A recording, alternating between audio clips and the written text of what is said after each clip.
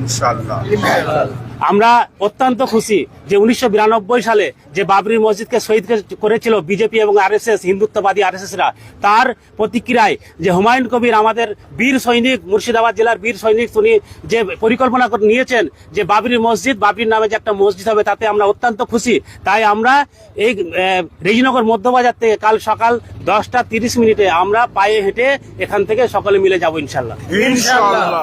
কি বলবেন, কত মানুষের জমায়েত হতে পারে বলে মনে হয়? সেটা সঠিক বলতে পারছি না, তবে কয়েক লক্ষ লোক হবে, কয়েক লক্ষ লোক হবে। আপনারা তো দেখে আসলেন কিছুক্ষণ আগে জায়গার স্থলে, এখন আজকেই যেটা ছিল লোক ছিল সেখানে একদম বিশাল লোক, তাই জায়গা দেওয়া মুশকিল। তাই হুমায়ুন কবিরের লোক অনেক, গোটা মুর্শিদাবাদ জেলা থেকে শুরু করে এখন বর্তমানে গোটা দেশে হুমায়ুন কবিরের ভক্ত লোক হয়ে গেছে। এই যে মসজিদ করার কারণে আপনাদের বিধায়ক হুমায়ুন কবিরকে যে সাসপেন্ড করা হলো, বিষয়টা নিয়ে কি ভাবছেন?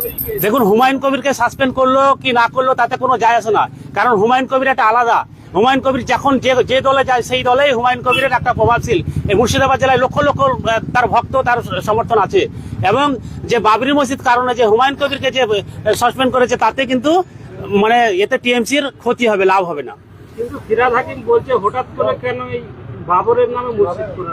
দেখুন, বাবরের নামে মসজিদ ছিল তাই বাবরের নামেই হবে। কেননা বাবর কি দেশ চালানোর জন্য, যেমন এখন মুখ্যমন্ত্রীর বিরুদ্ধে অনেক লোক আছে, পক্ষে লোক আছে, তখন ধরলেন নরেন্দ্র মোদীর প্রধানমন্ত্রী, তার পক্ষে বিপক্ষে অনেক রকম লোক আছে।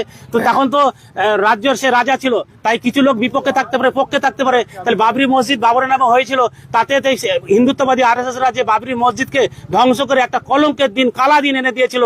তাই আমরা প্রতি বছর 6ই ডিসেম্বর কালা কাপড় বেঁধে আমরা প্রতিবাদ করতাম। আগামী দিন কালকে আমরা কিন্তু আর কালা কাপড় পরবো না, কাল সবুজ পতাকা চালাবো ইনশাল্লাহ। তাহলে কি কালকে আবার মুর্শিদাবাদের মাটিতে একটি নতুন ইতিহাস গড়বেন আপনারা? একদম নতুন ইতিহাস, যেটা বাবরি মসজিদ একদম হলে এখানকার মানুষ বাইরে থেকে, বিদেশ থেকে এবং অন্যান্য রাজ্য থেকে আসবে এখানে। এবং হুমায়ুন কবিরের শুধু বাবরি মসজিদই না, আরো অনেক কিছু পরিকল্পনা উনি করেছেন। তাই হুমায়ুন কবিরের সাথে আমরা হুমায়ুন কবিরের পাশে পায়ে পা মিলিয়ে, কাঁধে কাঁধ মিলে থাকবো ইনশাল্লাহ। দেখুন, এখনো পর্যন্ত বাধার মুখে আমরা পড়িনি, তবে যদি কোনো বাধার মুখে পড়ি, আমরা কারো বাধাকে পরোয়া করবো না। আমরা যাচ্ছি, যাব, এবং সম্প্রীতিভাবে, মানে জাতি ধর্ম বর্ণ নির্বিশেষে আমরা সকলে মিলে যাব। বাবরি মসজিদ অনেকে তো আটকানোর চেষ্টা করেছে, তা অবশ্যই তো সফল হলো, কি বলবেন? দেখুন, তারা সফল হবে না। বাবরি মসজিদের ব্যাপারে যে কোর্টে কেস করেছিল যে বাবরি মসজিদ নামে কিছু হবে না, সেটাতে ওরা ধাক্কা খেয়েছে।